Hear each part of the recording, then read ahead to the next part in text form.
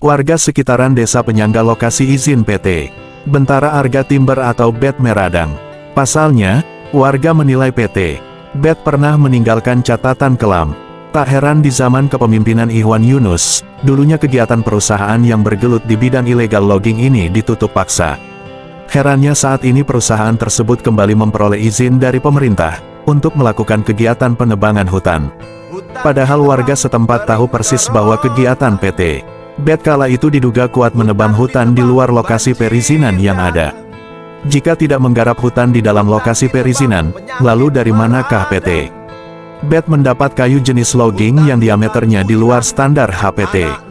Warga menduga PT BET melakukan penebangan pohon di lokasi hutan larangan yaitu Hutan Taman Nasional Kerinci Sebelat atau TNKS. Jika ini terjadi dan dibiarkan, jelas ancamannya ke depan Muko-Muko akan tenggelam oleh banjir.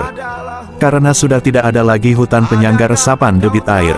Ini disampaikan oleh salah seorang tokoh pemuda Kecamatan Ipuh, Darta Putra.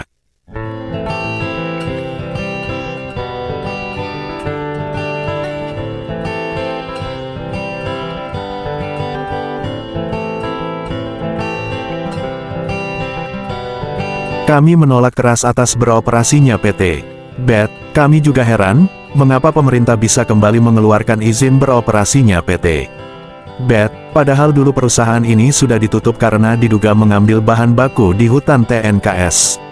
Ancaman terparah lagi bagi kami masyarakat sekitar, jelas jika hutan rusak, maka banjir akan tenggelamkan Kecamatan Ipuh, Air Ramo dan Pondok Sugo, protes Darta.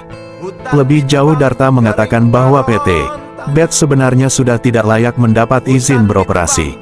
Pertimbangannya yakni, perusahaan tersebut sudah meninggalkan dan menelantarkan lokasi izinnya berpuluh tahun. Seharusnya menurut Darta, perusahaan tersebut memelihara lokasi perizinannya dengan melakukan reboisasi hutan yang rusak dan menjaga masuknya perambah. Yang terjadi saat ini, lokasi PT BET malah banyak dikuasai oleh masyarakat. Terjadi pembiaran di lokasi izin mereka sehingga di lokasi izin perusahaan sudah menjadi kebun sawit masyarakat. Jika itu terjadi, jelas tanggung jawab perusahaan melakukan reboisasi sudah tidak bisa. Jika itu tidak bisa dilakukan oleh perusahaan, maka tidak layak perpanjangan izin beroperasi kembali diberikan oleh pemerintah, imbuh Darta. Ditebang kering kerontang, hutan ditebang banjir datang, hutan ditebang penyakit meradang,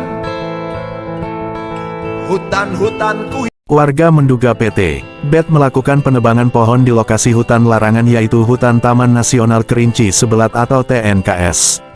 Jika ini terjadi dan dibiarkan, jelas ancamannya ke depan Muko-Muko akan tenggelam oleh banjir.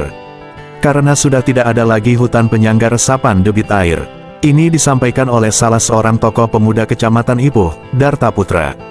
Kami menolak keras atas beroperasinya PT BET. Kami juga heran, mengapa pemerintah bisa kembali mengeluarkan izin beroperasinya PT BET, padahal dulu perusahaan ini sudah ditutup karena diduga mengambil bahan baku di hutan TNKS. Ancaman terparah lagi bagi kami masyarakat. Masih menurut Darta, dalam waktu dekat dia yakin perusahaan ini akan ditutup paksa oleh masyarakat.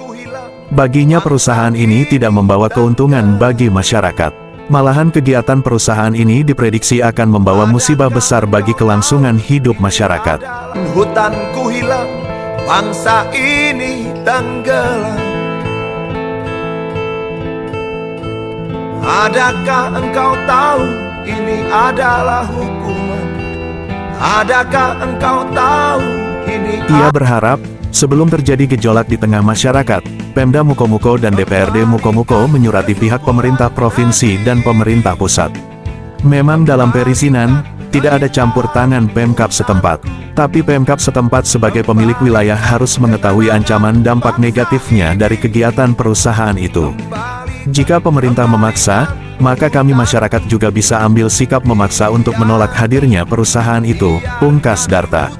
Dari Kabupaten Muko-Muko Hidayat Saleh IPK.com melaporkan.